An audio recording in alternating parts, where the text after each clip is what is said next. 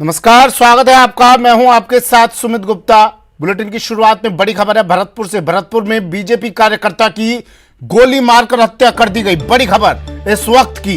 1 दर्जन से अधिक बदमाशों ने की ताबड़तोड़ फायरिंग। मृतक युवक के शरीर में 7 गोलियां लगी है। कार से अपने घर जा रहा था युवक, कृपाल सिंह इसका नाम बताया जा रहा है। बदमाशों ने कार पर 1 दर्जन राउंड फायर किए। रात करीब 11 बजे जगीना गेट के पास की घटना है। एहतियात के तौर पर भारी पुलिस जाब्ता तैनात कर दिया गया है। बीजेपी कानून व्यवस्था पर सवाल उठा रही है लगातार और उठाती जा रही है, लेकिन अपराध है, बदमाश हैं, अपराधी हैं कि रुकने का नाम नहीं ले रहे। भरतपुर बदमाशों का अड्डा बन चुका है, ये कहना है बीजेपी का। एक्सक्लूसिव तस्वीरें न्यूज 18 राजस्थान पर। बीजेपी कार्यकर्ता की गोली मारकर हत्या, ताबड़तोड़ फायरिंग की। बीजेपी कार्यकर्ता की गाड़ी पर युवक के शरीर में 7 गोलियां लगी, जिसके बाद इसकी मौत। एक्सक्लूसिव तस्वीर टीवी स्क्रीन पर। बड़ी खबर है इस वक्त की, बड़ी खबर है आज की। बीजेपी कार्यकर्ता की गोली मारकर हत्या कर दी गई। भरतपुर में अपराधी बेलगाम है। प्रदेश में, राजस्थान में बेखौफ है। कानून का डर नहीं है, प्रशासन का डर नहीं है, सरकार का खौफ नहीं है, और लगातार एक के बाद एक वारदातों को अंजाम ये अपराधी देते जा रहे हैं, लेकिन इनकी नाक में नकेल डालने वाला कोई नहीं है। बीजेपी कार्यकर्ता, एक बार फिर एक जघन्य वारदात, एक संगीन वारदात हुई प्रदेश में। भरतपुर में बीजेपी कार्यकर्ता को 7 गोलियां मारी गई। गोली मारकर हत्या, ताबड़तोड़ फायरिंग की गई। बड़ी खबर भरतपुर से।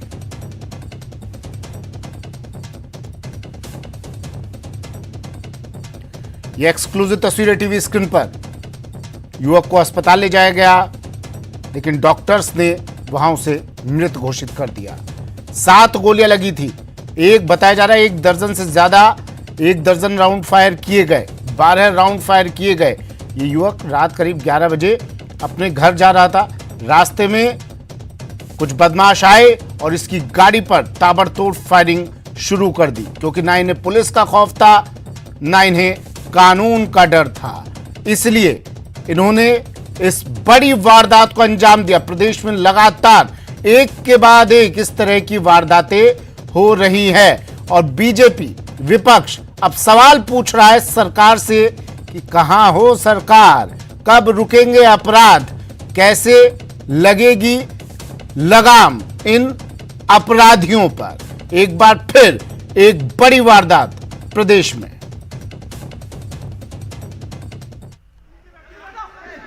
कृपाल जगीना के अज्ञात व्यक्तियों द्वारा गोली मार दी गई, जिस पे उसे हॉस्पिटल लाया गया।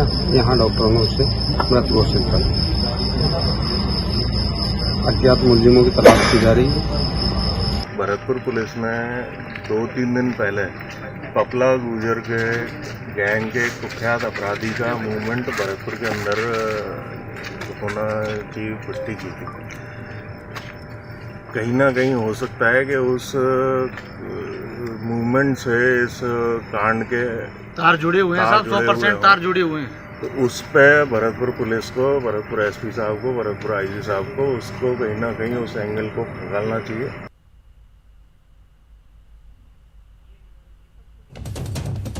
दीपक पुरी मेरे सहयोगी हमारे साथ भरतपुर से फोन लाइन पर जुड़ गए हैं। दीपक, पूरी वारदात कैसे हुई, कब हुई, कहां हुई, और पुलिस की कार्यशैली के बारे में तो क्या ही पूछें, क्या ही कहे। जांच की जा रही होगी, बात की होगी आपने इनसे, तो जांच चल रही होगी, इनकी नाकेबंदी कर दी होगी। देखिए, बिल्कुल सुमित, बदमाशों के हौसले कितने बुलंद हैं। भरतपुर में ये घटना जो है इसका जीता जागता उदाहरण है कि किस तरह से बदमाश आए और उन्होंने जो बीजेपी कार्यकर्ता था कृपाल सिंह जगीना, उसकी गाड़ी को घेरा और उस पर ताबड़तोड़ फायरिंग की। उसके शरीर में 7 गोलियां लगी। उसको अस्पताल लाया गया, जहां चिकित्सकों ने उसे मृत घोषित कर दिया। और ये जो पूरी घटना है वो शहर का जगीना गेट है, वहां की घटना है। और बदमाशों ने पहले उसका पीछा किया, और पीछा करने के बाद उसकी जो गाड़ी है उसको घेर करके, कुछ बदमाश गाड़ी में थे और कुछ बाइक पर थे, चारों तरफ से गाड़ी को घेरा और उसके बाद एक से एक ताबड़तोड़ फायरिंग की, जिससे उसकी वहां पर मौत हो गई। और बताया जा रहा है कि पुलिस ने चारों तरफ नाकाबंदी कराई, लेकिन अभी तक बदमाशों का कोई सुराग नहीं लगा है। घटना की सूचना मिलते ही पुलिस के अधिकारी भी वहां पर पहुंचे थे, लेकिन इस तरह से देखो अपराधियों के हौसले किस तरह से बुलंद है, इसको लेकर के इस वारदात के बाद जो लोग हैं वो पूरी तरह से दहशत में है। आम आदमी अपने आप को सुरक्षित महसूस नहीं कर रहा है कि इतनी बड़ी वारदात हो गई और पुलिस के हाथ अभी तक खाली है। कहा जा सकता है कि बदमाश आए और बेखौफ तरीके से वारदात को अंजाम देकर के फरार हो गए। ये जो घटना है वो जगीना गेट की, और ये जो मृतक युवक था कृपाल सिंह, ये फिलहाल में रेलवे सलाहकार समिति का सदस्य था और बीजेपी किसान मोर्चा का ये जिला प्रवक्ता रहा है और लंबे समय से बीजेपी कार्यकर्ता है। तो बीजेपी के जो नेता हैं उनमें भी काफी जोर है और उन्होंने कानून व्यवस्था पर सवाल उठाए हैं कि भरतपुर बदमाशों का अड्डा बन चुका है। आए दिन बदमाश जो है ऐसी वारदातों को अंजाम दे रहे हैं, लेकिन पुलिस हाथ पर हाथ धरे बैठी है। अब तक पुलिस उनके खिलाफ कोई भी कार्रवाई नहीं कर पाई। सबसे बड़ी अपडेट यह है सुमित की भरतपुर में कुछ दिन पहले ही जो कि पपला गुजर मोस्ट वांटेड है, उनका एक साथी है विक्रम लादेन जो बताया जा रहा है, उसका मूवमेंट भरतपुर में देखने को मिला था। ये बीजेपी नेताओं का कहना है और पुलिस का भी कहना है। पुलिस ने उसका पीछा भी किया था, लेकिन वो फरार हो गया और ऐसे में उससे इस घटना की जो तार है वो जोड़े जा रहे हैं। अब देखना तो ये होगा कि पुलिस के एजेंसी में क्या निकल करके सामने आ जाता है, लेकिन पुलिस का यही कहना है कि पूरे मामले में जांच की जा रही है, जो भी होगा वो आगे खुलासा किया जाएगा। जी, आपने पूछा इन महानुभावों से जो खाकी वर्दी पहनकर बैठे हैं, जिन्होंने कहा था जब नौकरी ज्वाइन की थी कि भैया हम रक्षा करेंगे, आम जन में विश्वास पैदा करेंगे, अपराधियों में भय पैदा करेंगे, क्या कर रहे हैं ये लोग? अपराधियों का कुछ तो सुराग मिला होगा, इन साहब को कुर्सी से उठे तो होंगे ये लोग, जांच तो कर रहे होंगे। अब कोई सुराग मिल पाया उन अपराधियों का? कितने लोग थे? बताया जा रहा है 1 दर्जन राउंड फायर किए गए। क्या कुछ पहचान हो पाई उन बदमाशों की? कर क्या रहे हैं ये लोग? देखिए मैं सुमित, इसको लेकर के पूरे मामले में जो पुलिस अधीक्षक हैं और अन्य अधिकारी हैं उनसे हमारी बात हुई, तो उनका कहना है कि पूरे मामले की जांच की जा रही है और वहां पर जो सीसीटीवी कैमरे लगे थे उनको भी पुलिस ने खंगाला है। और जांच तो तब भी की थी आपने जब पपला गुजर की गैंग का कोई सदस्य आया, वो भी आपकी गिरफ्त से निकल गया और इसलिए इस वारदात को अंजाम दिया गया। अब भी आप जांच का ठीकरा फोड़ रहे हैं। कब तक ये जांच चलती रहेगी आपकी, जब अपराधी निकल जाएंगे प्रदेश की सीमा से बाहर? देखिए सुमित, कुछ दिन पहले न्यूज 18 राजस्थान ने दर्शकों को एक खबर बताई थी और उस समय बताया था कि इस तरह के हालात भरतपुर में बिगड़ने वाले हैं और उसको लेकर के पुलिस जो है पुलिस की कार्यशैली पर लगातार सवाल उठे थे। एक युवक को जो है अवैध हथियारों के साथ लोगों ने पकड़ा था, ये जो खबर थी वो बताई थी और उसके साथ में अन्य 15-20 लोग और बदमाश थे जो वहां से भाग गए थे। तो इस तरह जब भी पुलिस के अधिकारियों का पूरा कहना था कि पूरे मामले में जांच की जा रही है। आखिर पुलिस जो है जांच पर जांच करती रहती है, लेकिन बदमाशों पर इसकी आंच भी नहीं आती और इसी कारण जो है बदमाश आकर के कहीं भी वारदात को अंजाम दे देते हैं और उसके बाद आराम से फरार हो जाते हैं। पुलिस की जो कार्यशैली है उसको धक्का बताकर किस तरह से बदमाश जो है, लोग सुधरते क्यों नहीं है? भरतपुर की पुलिस की ही, चलो छोड़िए आप प्रदेश की और पुलिस के बारे में तो क्या ही बात करें, सब एक से बढ़कर एक नगीने भरे हुए हैं पुलिस महकमे में। भरतपुर पुलिस हो क्या गया है? सांसद तक पर हमला हो जाता है, ये लोग कुछ नहीं कर पाते हैं। खनन माफिया हमला कर देता है, ये लोग कुछ नहीं कर पाते हैं। सांसद की गाड़ी पर फायरिंग हो जाती है, गाड़ी के कांच तोड़ दिए जाते हैं। अब बीजेपी कार्यकर्ता, आम आदमी सुरक्षित नहीं है। ये फ्री की तनख्वाह तोड़ने के लिए बैठे हैं क्या थानों में? देखिए बिल्कुल ऐसा, इसमें कोई गुरेज नहीं है कि पुलिस जो है काम कर रही है, क्योंकि पुलिस का काम अगर होता तो ऐसी काम कर रही है ये तो मत कहिए दीपक कि पुलिस काम कर रही है। अगर काम कर रही होती है तो ये तस्वीरें नहीं देखने को मिलती ना आज। देखिए बिल्कुल मैं यही कह रहा हूँ कि ऐसा तो कोई है नहीं कि पुलिस काम कर रही है, क्योंकि अगर पुलिस काम करती तो बदमाश जो है ऐसे वारदात को अंजाम कैसे देते। भरतपुर की पुलिस पूरी तरह से निष्क्रिय है और इसी का कारण है कि बदमाश जो है पूरी तरह से सक्रिय है। जिस तरह से पुलिस को सक्रिय होना चाहिए सुमित, उस तरह से बदमाश भरतपुर में सक्रिय है और जिस तरह से बदमाश छुपते भागते ना पुलिस से, उस तरह पुलिस जो है वो बदमाशों से छुपते हुए भाग रही है, क्योंकि अभी तक एक भी बदमाश जो है भरतपुर में नहीं पकड़ा है और कई सारी वारदातें यहाँ पर हो चुकी हैं, चाहे वो नदवई की बात हो, चाहे वो कुमेर की बात हो, चाहे वो भरतपुर की बात हो, कई ऐसी सारी वारदातें यहाँ पर जो है हो चुकी है। लेकिन अभी तक पुलिस ने किसी भी मामले में ऐसे अपराधी को नहीं पकड़ा है जिस पर जो इन पूरे मामलों का सरगना हो, क्योंकि पुलिस के कहीं ना कहीं जो छोटे अधिकारी होते हैं, छोटे पुलिसकर्मी होते हैं, इन पुलिसकर्मियों को एक्टिव मोड में लाने के लिए कौन सा मंत्र फूकना पड़ेगा और मंत्र फूकने के लिए कौन से जादूगर की जरूरत है? देखिए पुलिस से इस पूरे मामले में हमारी बात हुई तो पुलिस एक ही चीज कहती है कि जांच की जा रही है। आखिर वो कैसी जांच की जा रही है? पुलिस अगर सक्रिय होती तो रात को ही जो है नाकाबंदी करा के इनको पकड़ा जा सकता था, लेकिन नहीं। कह रहा है जादूगर आएंगे, मंत्र फूकेंगे, तब पुलिस एक्टिव मोड में आएगी, वरना ये पुलिस और ये पुलिस महकमा, प्रदेश का पूरा पुलिस महकमा आलसी, निकम्मा, अभी गहरी नींद में सोया हुआ है। अपराध लगातार बढ़ रहे हैं, बैंक लूट रहे हैं, घर में डकैती हो रही है, व्यापारियों को लूटा जा रहा है, मर्डर हो रहे हैं, लेकिन पुलिस अभी सोई है। इन्हें नींद से मत जगाइए।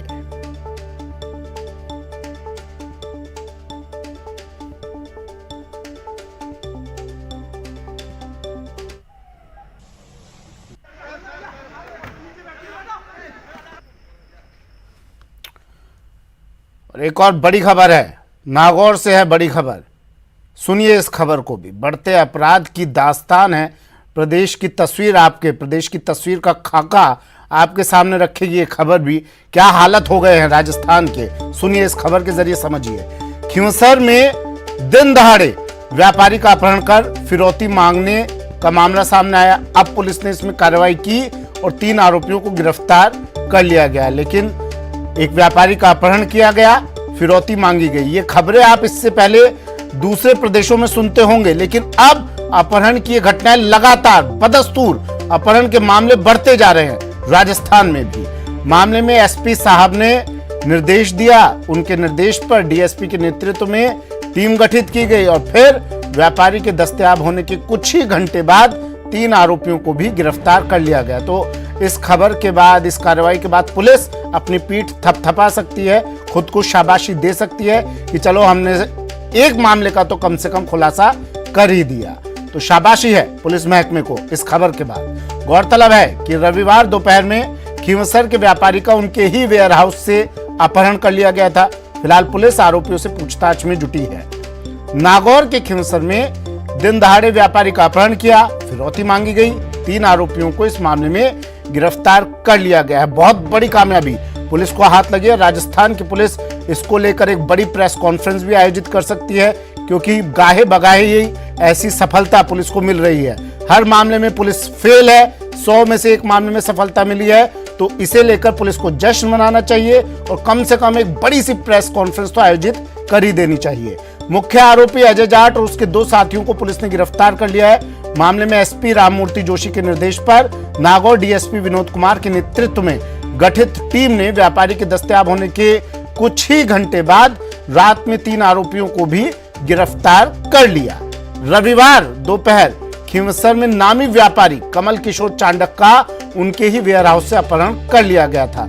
यह अपहरण क्यों किया गया, क्यों ये वारदातें हो रही है, पुलिस इस पर गहनता से मंथन नहीं करेगी। बस इस मामले का खुलासा हो गया है, ये काफी है।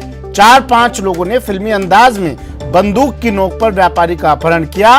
व्यापारी को गाड़ी में बैठाकर 1.5 करोड़ की फिरौती मांगी और 1.5 घंटे तक मारपीट के बाद व्यापारी को बदमाश पटक कर भाग गए। अच्छा, व्यापारी को ये बदमाश खुद ही फेंक कर चले गए, पटक कर चले गए, इसलिए पुलिस के हाथ लग गया है व्यापारी। नहीं तो अगर बदमाश चाहते तो पुलिस को अपनी उंगली पर नचा सकते थे बहुत आराम से, क्योंकि ये राजस्थान की पुलिस है, अपराधियों के ठेंगे पर नाचती है।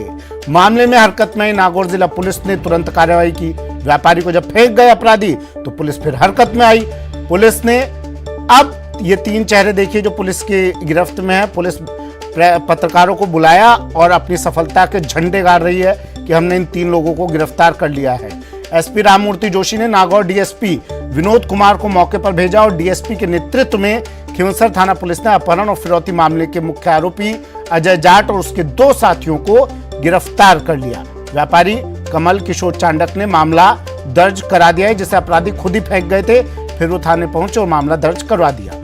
डीएसपी विनोद कुमार ने बताया कि तीनों आरोपियों से पूछताछ जारी है, पूछताछ की जा रही है अभी कि भैया कौन कौन तुम्हारी गैंग में है और कोई तो तुम्हारे मंसूबे नहीं है किसी और वारदात को अंजाम देने का, क्यों तुम पुलिस को परेशान किए हो भैया, क्यों हमारे आराम में खलल डाल रहे हो भैया। अब पुलिस इनसे आराम से बैठ के तल्लीनता से पूछताछ कर रही है राजस्थान की पुलिस।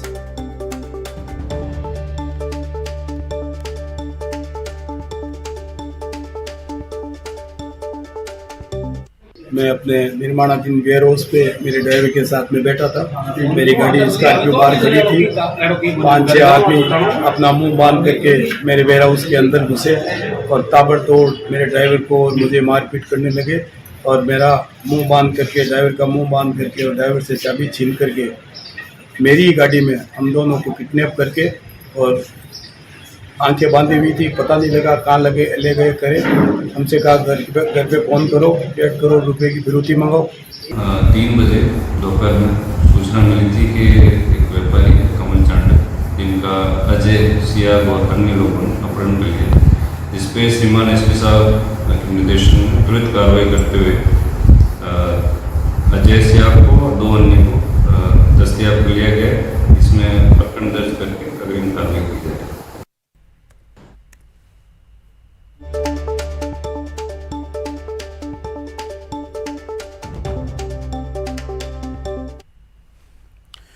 खबर जयपुर से है। जयपुर के पावटा में ई मित्र संचालक से लूट, हवाई फायर और मारपीट कर ई मित्र संचालक को लूटा गया। बाइक सवार 4 बदमाश आए और 4 लाख रुपए लूटकर फरार हो गए। बाइक सवार बदमाशों ने वारदात को अंजाम दे दिया। मारपीट से ई मित्र संचालक घायल भी हुआ है। घायल को बीडीएम अस्पताल में भर्ती करवा दिया गया है। पुलिस ने इलाके में नाकेबंदी करवा दी। टस्कोला गांव की यह घटना।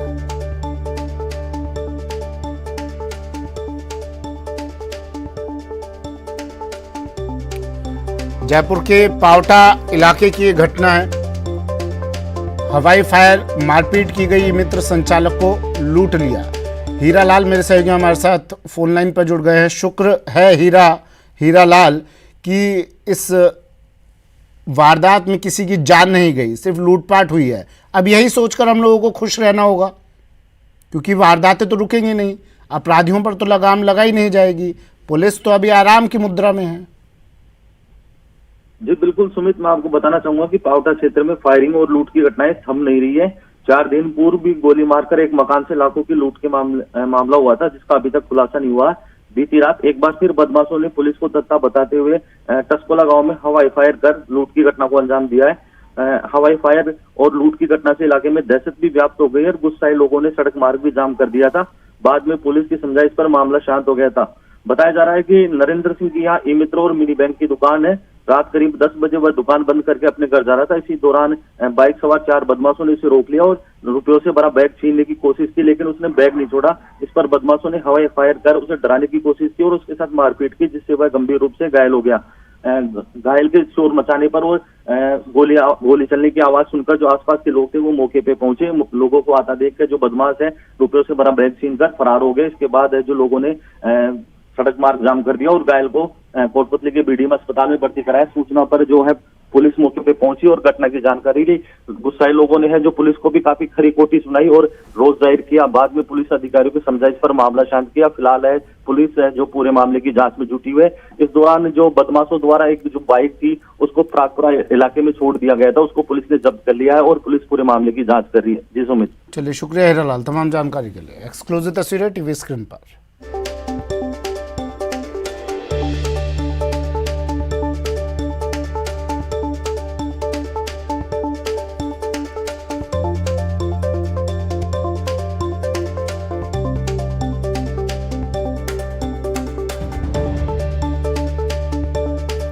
ब्रेक के बाद स्वागत है आपका। बढ़ते अगली खबर की ओर। बड़ी खबर है, कोविड स्वास्थ्य सहायकों का आंदोलन। आज सीएम हाउस की ओर कूच करेंगे सीएचए। किरोड़ी लाल मीणा के नेतृत्व में घेराव करेंगे इनका। आज महापुरा एकत्रित होंगे स्वास्थ्य सहायक। 3 महीने पहले शहीद स्मारक पर ये सीएचए धरना दे चुके हैं। लगातार कई दिनों तक इनका धरना चला था शहीद स्मारक पर। अब फिर से ये आंदोलन पर उतारू हो रहे हैं। कोविड स्वास्थ्य सहायकों का आज सीएम हाउस की ओर कूच। बड़ी खबर।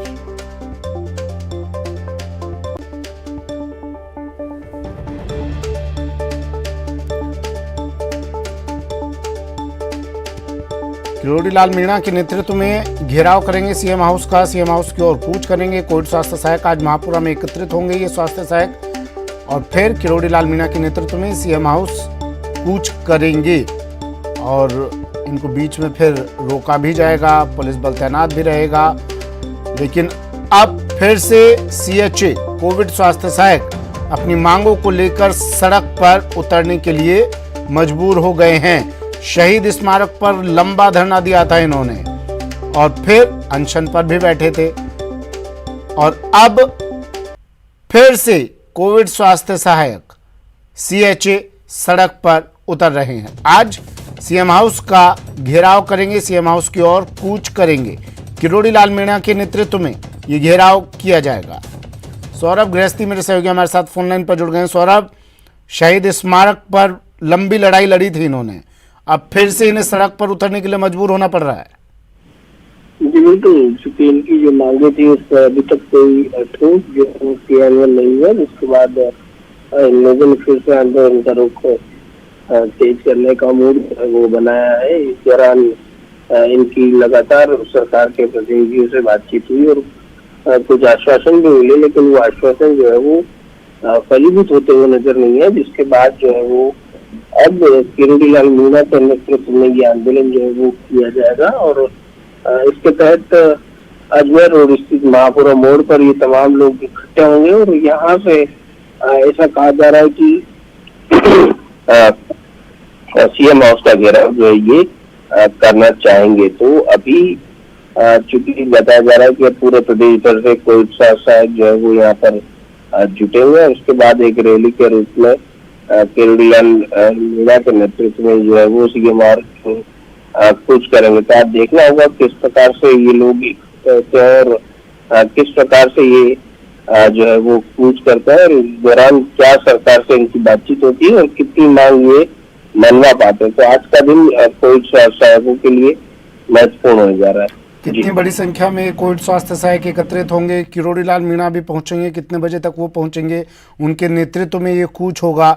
और अब जब सीएम हाउस का घेराव करने की तैयारी कर रहे हैं, कूच सीएम हाउस की ओर कर रहे हैं, तो सुरक्षा व्यवस्था भी टाइट की जाएगी। हालांकि वहाँ तो ऑलरेडी सुरक्षा काफ़ी पुलिस जाब्ता तैनात रहता है, लेकिन आज इस प्रदर्शन को देखते हुए और ज़्यादा पुलिस बल तैनात किया जाएगा क्या? जी बिल्कुल, देखिए चूंकि प्रदेश भर के कोविड स्वास्थ्य सहायक तो जो है वो जयपुर जुटेंगे, ऐसा बताया जा रहा है कि करीब 5,000 से अधिक कोविड स्वास्थ्य सहायक के आने की उम्मीद जो है वो उनके नेताओं को है। और सुबह करीब 12:30 बजे जो है वो किरोड़ी लाल मीणा जो है वो महापुरा मोड़ पहुंचेंगे और उसके बाद वहां से जो है वो ये जो रैली है वो सीएम की ओर कूच करेगी। और चूंकि ये इनका ऐलान है, इस लिहाज से पुलिस बल भी जो है वो पूरी तरह से मुस्तैद रहेगा और उनको पहले ही कहीं रोक लिया जाए इसकी कोशिश जो है वो की जाएगी। और यही कारण है कि इन्हें महापुरा मोड़ पर जो है वो जगह दी गई है। अब शुरुआती जो है वो एकत्रित होने की, आंदोलन की शुरुआत करने की, तो उसके बाद बड़ा जो है वो 4 से 5 किलोमीटर का रास्ता जो है वो सीएमआर की ओर होता है। तो ऐसी संभावना नहीं है कि ये सीएमआर तक पहुंच जाए और उससे पहले ही या तो इनकी बातचीत जो है वो अधिकारियों से हो जाए और कुछ मांगे जो है वो इनकी मान ली जाए। और ये चलिए, शुक्रिया सौरभ तमाम जानकारी के लिए। सौरभ गृहस्थी मेरे सहयोगी जयपुर से फोन लाइन पर जुड़े। आज कोविड स्वास्थ्य सहायक सीएम हाउस की ओर कूच करेंगे, रणनीति पूरी तैयार कर ली गई है। किरोड़ी लाल मीणा के नेतृत्व में ये कूच होगा।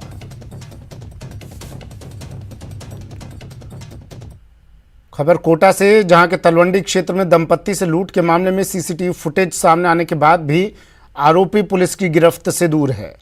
वारदात पर अंकुश लगाने के लिए पुलिस घर घर जाकर लोगों को जागरूक कर रही है। लगातार हो रही ऐसी वारदातों पर अंकुश नहीं लग पाने से लोगों में खौफ है, लेकिन साहस दिखाते हुए बदमाशों से मुकाबला करने वाले मकान मालिक महेश शर्मा सहित स्थानीय लोगों से संवाददाता ओम प्रकाश मारू ने की बातचीत। कोचिंग नगरी में बढ़ते अपराध को लेकर स्थानीय लोगों में आक्रोश है। हम यहां तलवंडी के उस इलाके में खड़े हैं जहां कुछ दिनों पूर्व जो लूट के प्रयास की लाइव वारदात सामने आई थी। तस्वीरों में उस बदमाश का चेहरा कैद हो गया था, लेकिन तमाम प्रयासों के बावजूद इतने दिन गुजरने के बाद भी फिलहाल पुलिस के हाथ खाली है। हालांकि जो बदमाश है वो रजिस्टर एयरगन छोड़ के भाग गया था, लेकिन अभी तक पुलिस के तमाम प्रयासों के बावजूद वो पुलिस की गिरफ्त में नहीं आया। हम कुछ लोगों से बातचीत करते हैं जो तलवंडी इलाके के, जो पॉस कॉलोनी गिनी जाती, कोचिंग इलाका गिना जाता है, पुलिस की सुरक्षा को लेकर उनका क्या सोचना, उनसे बातचीत करते हैं। सबसे पहले पार्षद साहब आपसे जानना चाहते हैं, ये पॉस कॉलोनी है, पुलिस की सुरक्षा को लेकर क्या कहना चाहते हैं आप? पुलिस अपनी ड्यूटी जैसे करनी चाहिए वैसे ही नहीं कर रही है। इमीडिएट एक्शन लेना चाहिए। यहाँ पर रात में जो गश्त होती है, रात में गश्त लगनी चाहिए। तो एक्टिवली काम करना चाहिए, इमीडिएटली आके और कम से कम जो सीसी कैमरेज है और एक बार जो कैप्चर हुए हैं सारी तस्वीर उससे पढ़ा करके और कम से कम पकड़ में आ जाना चाहिए। स्थानीय नागरिक होने के नाते मैं आपको ये बताना चाहता हूँ कि पुलिस के जो प्रयास हैं वो पर्याप्त नहीं है। आए दिन चोरी की घटनाएं हमारे यहाँ हो रही है, चेन स्नैचिंग हो रही है, बाइक चोरियाँ हो रही हैं। जो कोचिंग में बच्चे पढ़ रहे हैं उनमें एक असुरक्षा का भाव मन में आता जा रहा है। अपने मोहल्ले में रात को 3 बजे चोर पकड़े हैं, उन चोर को पकड़कर पुलिस वालों को सौंपे हैं, पर अगर अगले दिन अगर रिपोर्ट अगर अपन नहीं देते हैं, वो कहते हैं कि आप रिपोर्ट दो। भाई जब पब्लिक पकड़ के दे रही है तो पब्लिक किस चीज़ की रिपोर्ट देगी? आपको सपोर्ट कर दिया, चोर को पकड़ा दिया है तो आप कार्रवाई करो ना, परंतु ये बाद में उनको छोड़ देते हैं। तो कहीं ना कहीं पुलिस वाले या तो आपसी मिली भगत होती है तभी ये घटनाएं गर्म हो रहे हैं। कोटा से न्यूज 18 राजस्थान के लिए ओम प्रकाश मारू। और बड़ी खबर है झुंझुनू से। झुंझुनू में सड़क हादसा हुआ है, 2 लोगों की इस हादसे में मौत हो गई। अज्ञात वाहन ने स्कूटी को टक्कर मारी, हादसे में स्कूटी सवार 2 लोगों की मौत। मौके पर सदर पुलिस पहुंच चुकी है, शवों को बीडी के अस्पताल की मोर्चरी में रखवा दिया गया है। बड़ी खबर झुंझुनू से, सड़क हादसा, 2 की मौत।